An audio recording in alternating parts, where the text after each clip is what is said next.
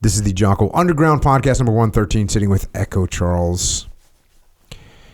And I want to talk to you about sociopaths. Which a sociopath is a person, and this is from the sort of dictionary type definition here. Sociopath is a person with antisocial behaviors, including being manipulative, aggressive, superficial, lacking empathy, irresponsible, dominant, deceptive, impulsive, and rude. How do you fit into those categories? Are you any of those? Me? Yeah. I don't think so. I beg to differ. You think I'm fit into this? I think we all are. Okay. That's why we're going to talk about this a little bit today. I understand. Because are there times when you lack empathy? Yes. Are there times when you're a little bit irresponsible? Are there some situations where you dominate what's happening in the room? Yeah. Sure. Can you be manipulative from time to time? Yes, sir. Okay. So you see what I'm saying? Yes. So as I'm going through these, I'm like, oh, this is everybody. Yeah. Right? Yeah. And what's interesting, I found that as I looked through these, I sort of looked at compare them to the ideals that I talk about on a regular basis. And they are thankfully at odds with being a sociopath. Can you, so we all can do these things. We all have to watch out from a little bit. There's also times where you, like, irresponsible. If you're never irresponsible, couldn't that, just like dichotomy of leadership, can you get to a point where you're not taking any risk because that's irresponsible? Right. And now you're not moving forward in life. You're not taking any chances to get anything done. Aren't there situations where you need to be a dominant player in the room? Yeah, there are.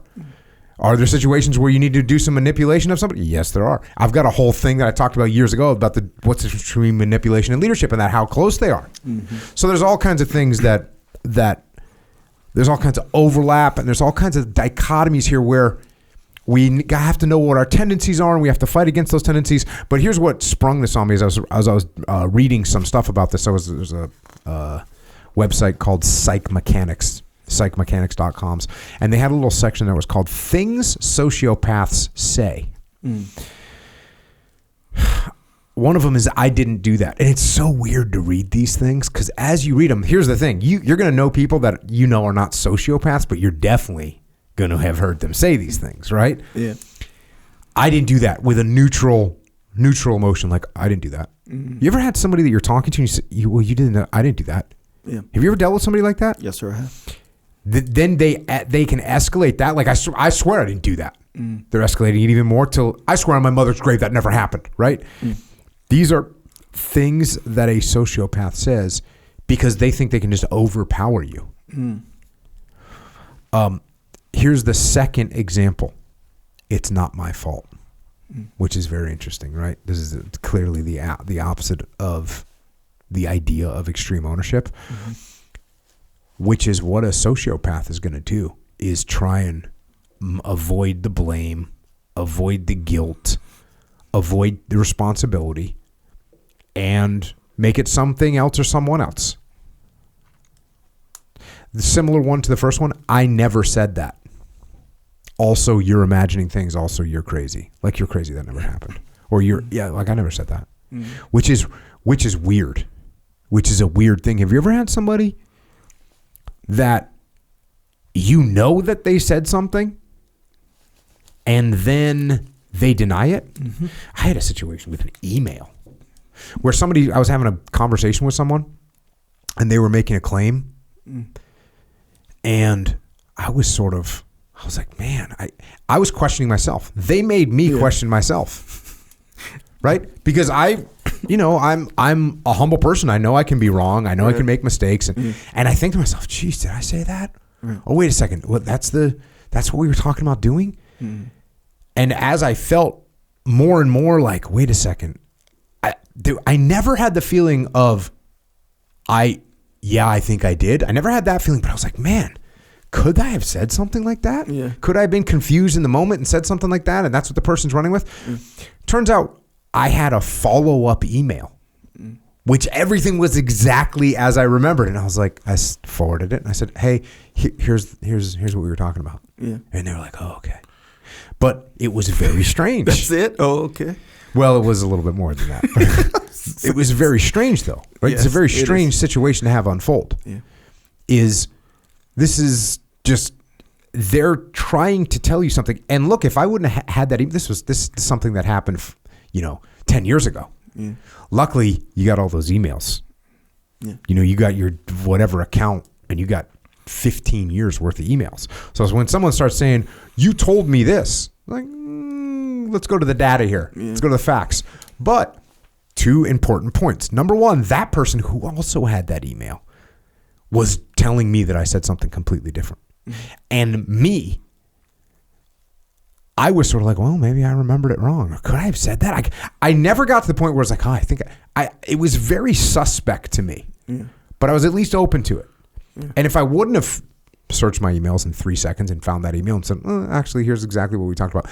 So it's very strange that people can get away with that. If there would have been an email backup, it would have been he said, she said, and this is what we're trying to. No one knows what the truth is. Wait, so just to kind of understand and recap. So they said, this person said that you said something, or said you didn't say something and you did it? Said, I forget whether it was said or did, but it was something that was, here's what we're doing, and said, I said, this is what we're doing. And I was like, man, and it was one of those things where it'd be like if you said to me, or if I said, hey, Echo, you told me a while ago that you promised you wouldn't work out for 3 months. Right. It wouldn't make sense to you. You'd be like, well, what context would I ever say that? Yeah. It was one of those things where it didn't make any sense at all. Right. And even right now, you would be like, well, dude, I couldn't have said that, right? It just doesn't make sense. That answers the question. Yes. But even then, if I was like, Echo, you told me you weren't going to work out for 3 months. You told me that you weren't going to do it. You'd be like, bro, and like it wouldn't make sense to you, but you'd kind of thinking like, we know each other, and why would Jocko be saying this? Yeah. So it was one of those, and then you sent me the email like, hey, when we talked about this bet that we had or whatever. Yeah. You what I actually said was whatever the thing is, I'll only work out 4 times a week for 3 months, something like that. Yeah, fully. And the reason I asked is because there's a difference between someone is saying, hey, you said this, and you're like, wait, I wouldn't say that. No, I didn't. And then they say, oh, like, here's you saying it. Yeah. And then on the other side is, when I'm saying to you, you said this, and then you produce the email that says, no, actually, I didn't say that. What I should say, dude, I'm really sorry. Yeah. Right? I was wrong. I must have misheard you, whatever. So that's something to watch out for, especially if I'm going to stick to my guns. Like when someone sticks to their gun, I never said that. And they actually, in this website, they had, this is gaslighting. Yeah. Like true gaslighting. You're imagining things. You're crazy. Which is really weird. When people are doing things intentionally to mess with you. It's pretty disturbing. Another one, you're so sensitive. Okay. So this is a sociopathic thing to say. And again, am I calling everyone that's ever said that a sociopath? No, I've said this before. But what this indicates is that you don't see other people's perspectives, which is the lacking empathy part. So when I say something, Echo, you're freaking bald, you look dumb, and you're like, dude, can you stop making fun of my hair? And I'm like, bro, you're so sensitive. Because I don't pick up on the perspective that you have, that you've always been made fun for being, whatever the case may be, right? And it's also a way for a sociopath to dismiss other people's emotions and feelings. Is to be like, oh yeah, dude, they're all mad at me. They're so freaking sensitive. You heard that before? Yeah. That's someone trying to dismiss the fact that someone has emotions. So, hey, and like I said, these are things we all do. We all do these things. Yeah. And what I'm saying is pay attention to them. Yeah. Pay attention to those words. When they're coming out of your mouth, they should at least be a little red flag. Oh, hold on a second. When you're talking about your kid, they're just being so sensitive about this. Oh, hold on a second. I'm telling you to have a red flag that goes up that says, oh, wait a second. My kid is 7 years old, 10 years old, 9 years old, whatever. It might be a little bit, they might be getting upset, not because they're sensitive, but because this is a big deal to them at this time, and I need to be able to understand that. So just watch out for it. Who cares about tomorrow? This is another thing when we just people that are being irresponsible. Again, have I ever said that? Yep. Or something along those lines. This was an interesting one. This is I've never heard anyone say this, but I've seen it in actions. People are disposable. So people are disposable. I've never heard someone say like, "Oh, the people are disposable," but I've seen people treat other people in a way that clearly they think that they're disposable. Yeah. Clearly, like, I don't really care if they get in trouble. Whatever. Mm-hmm. This is something to definitely pay attention to. If you're treating another person like they're disposable or like they're not a human, it's a little red flag. You ever heard people talk about, like the way someone treats a waiter or the help is a real good indication of their actual character? Yeah. I think this is like that. Yeah. That feels right for sure. Yeah. When someone rolls in and they freaking treat the doorman like he's not human. Yeah. So watch out for those people. They got some sociopathic tendencies going on.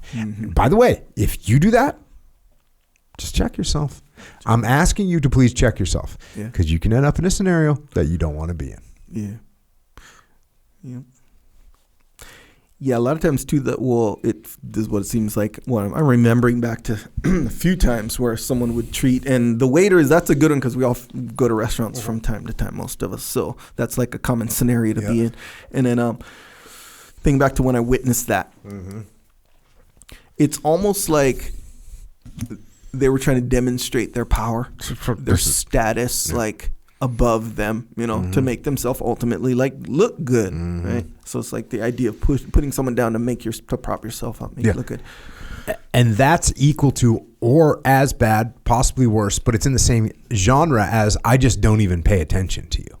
You're just not even there. Yeah. However whatever someone the hands is. you ever gone to a place that they have like a coat?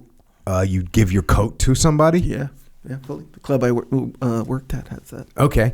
So someone walks into the bitter end and just like hands the coat. Yeah, fully. And just takes the ticket and just doesn't even engage in any way the person that's taking the coat. Yeah, fully. Got to watch out for that, man. Don't be doing that. Don't listen. Watch out for it, A.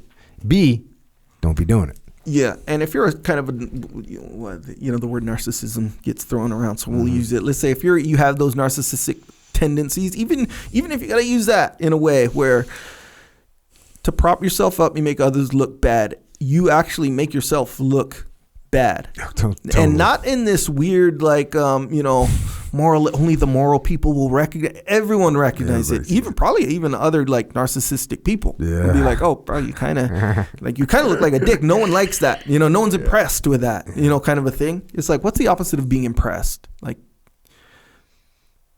is there something? The opposite of being impressed. You mean, so we're talking about you see somebody? Yeah, like how like if you did something that was pretty dope, and I'm like, fuck, that's pretty impressive. What's the opposite of that? I mean, I know it's not depressed, but like I would just say like a loss of respect. Yeah, it's like that feeling. So diminished respect. Diminished respect. Yeah, it's like you looked diminished in the same way you're trying to prop yourself up. And I think to pretty much everyone, it's a weird, like, it's like, like when you name drop, right? When you name drop, you're trying to like associate your status with this person's status, kind of a thing. But it literally does the opposite. It's like that kind of thing. I was talking to Joe Rogan the other day. Yeah. Frick, yeah. No, actually I wasn't talking to Joe Rogan the other day about anything. What I was going to say is we've talked about this, the self-awareness of when you...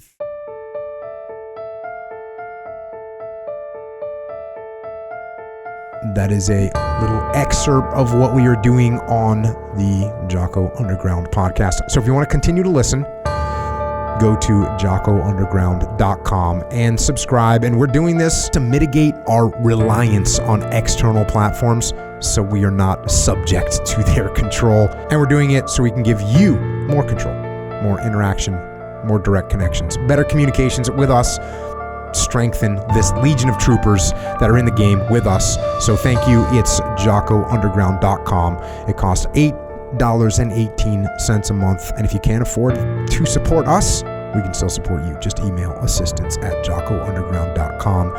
and we'll get you taken care of. Until then, we will see you mobilized underground.